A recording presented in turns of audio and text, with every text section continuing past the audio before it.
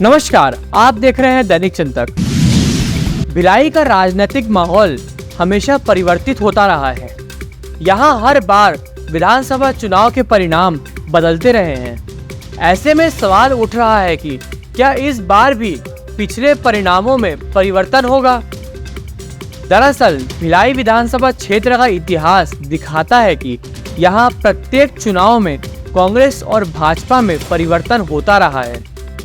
छत्तीसगढ़ राज्य निर्माण के बाद से अब तक का रिकॉर्ड दिखाता यह है कि कांग्रेस के बदरुद्दीन कुरैशी और भाजपा के प्रेम प्रकाश पांडे के बीच मुकाबला होता रहा है, जिसमें एक बार भाजपा फिर कांग्रेस जीतती रही है। पूर्व मंत्री प्रेम प्रकाश पांडे का राजनीतिक कद हमेशा प्रभावशाली रहा है। उनके विधायक रहते ही भिलाई का ही नहीं पूरे जिले में विकास हुआ है, जिसका सबसे बड़ा उदाहरण है इंडियन इंस्टीट्यूट ऑफ टेक्नोलॉजी, जो भिलाई में खुल सका है। सूत्र बताते हैं कि पूर्व मंत्री प्रेम प्रकाश पांडे के कारण ही यह आईआईटी भिलाई में खुल सका है।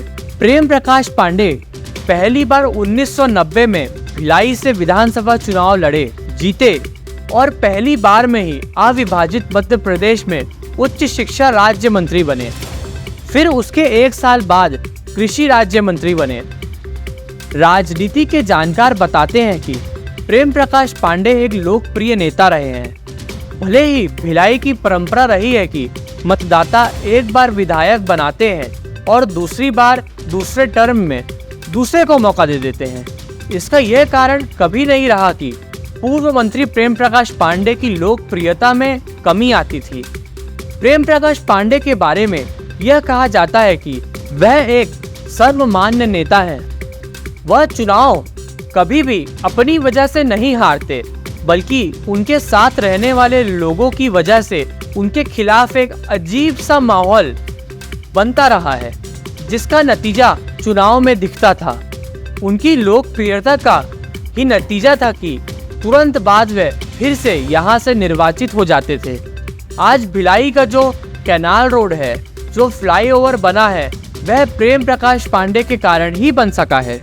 जानकार बताते हैं कि भिलाई के आईआईटी को दूसरे जिले में ले जाने का प्रयास किया जा रहा था, लेकिन प्रेम प्रकाश पांडे एक ऐसे नेता है जो अपनी ही पार्टी के खिलाफ जाकर इसके लिए अड़े रहे कि जब पूर्व में विधानसभा में संकल्प पारित किया जा चुका है कि आईआईटी भिलाई में खुलना है, तो यही खुलेगा। आपको बता दें कि 2018 के विधानसभा चुनाव में कांग्रेस पार्टी ने इस सीट से अपने प्रत्याशियों को बदल दिया था। इस चुनाव में कांग्रेस के युवा नेता देवेंद्र यादव ने जीत हासिल की थी। भाजपा इस बार जीत की उम्मीद कर रही है। हालांकि भाजपा और कांग्रेस दोनों दलों ने अब तक अपने प्रत्याशियों की घोषणा नहीं की है, लेकिन भाजपा से पूर्व मंत्री प्रेम प्रकाश पांडे को टिकट देना लगभग तय ही माना जा रहा है।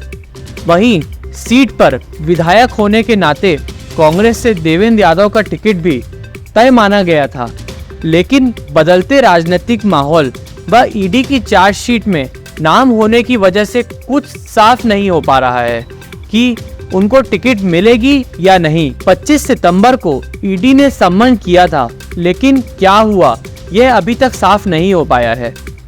मिनी इंडिया के नाम से प्रसिद्ध भिलाई नगर क्षेत्र पर सदैव शीर्ष नेताओं की नजर रही है। विगत 25 वर्षों के इतिहास को देखें तो यहाँ से कांग्रेस अल्पसंख्यक कोटे से बदरुद्दीन कुरैशी को प्रत्याशी बनाती रही है। राज्य निर्माण के बाद 2003 में यहाँ पहली बार चुनाव हुआ था। इस चुनाव में प्रदेश में पहली बार डॉक्टर रमन सिंह के नेतृत्व में भाजपा की सरकार बनी। इस समय भिलाई नगर सीट से भाजपा के वरिष्ठ नेता प्रेम प्रकाश पांडे ने कांग्रेस के बदरुद्दीन कुरैशी को 15,000 से अधिक मतों से हराया था। प्रेम प्रकाश पांडे ने छत्तीसगढ़ विधानसभा के दूसरे अध्यक्ष के रूप में कार्य किया और डॉक्टर रमन सिंह की सरकार में कैबिनेट मंत्री थे। वह छत्तीसगढ़ के वास्तुकारों में से एक हैं। उनकी कार्य कुशलता और राजनीतिक पहलू पर पकड़ के लिए उन्हें छत्तीसगढ़ की दूसरी विधानसभा के अध्यक्ष के प्रतिष्ठित पद के लिए चुना गया था। 2013 में हुए चुनाव में प्रेम प्रकाश पांडे ने फिर कांग्रेस के बदरुद्दीन कुरैशी को हराया। मुख्यमंत्री डॉक्टर रमन सिंह की कैबिनेट में मंत्री भी रहे, लेकिन फिर कांग्रेस ने बदरुद्दीन कुरैशी को टिकट ना देकर तब के युवा महापौर देवेंद्र यादव को टिकट दी और वह विजय हुए। इन 5 सालों में देवेंद्र यादव ने अपने कुशल नेतृत्व से युवाओं को अपने साथ जोड़ते हुए एक नई टीम तैयार की है और लोगों के घर घर तक अपना संपर्क स्थापित कर लिया है। उनके सरल स्वभाव और मिलनसार होने के कारण युवाओं के अलावा हर उम्र के लोगों के बीच उनकी पकड़ मजबूत होती जा रही है।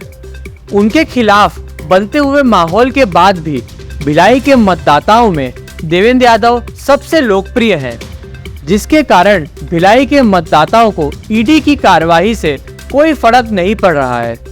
लेकिन कांग्रेस पार्टी में इस पर जमकर चर्चा हो रही है, जिसकी वजह से भिलाई की सीटों को लेकर असमंजस की स्थिति बनी हुई है।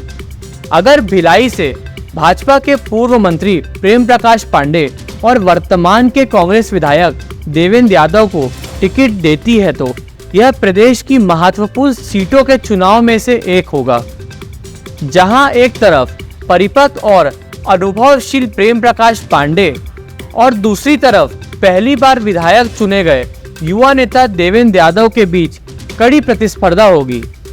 भिलाई विधानसभा के विधायक कोई भी हो, यह तो तय माना जा रहा है कि भिलाई को मंत्री मिलना तय है। अब आगे यह देखना होगा कि इस बार चुनाव में भिलाई के मतदाता किसको चुनते हैं। आप देख रहे हैं दैनिक चिंतक। आगे की अपडेट के लिए बने रहे हमारे साथ। हमारे चैनल को लाइक, सब्सक्राइब और शेयर करना ना भूलें।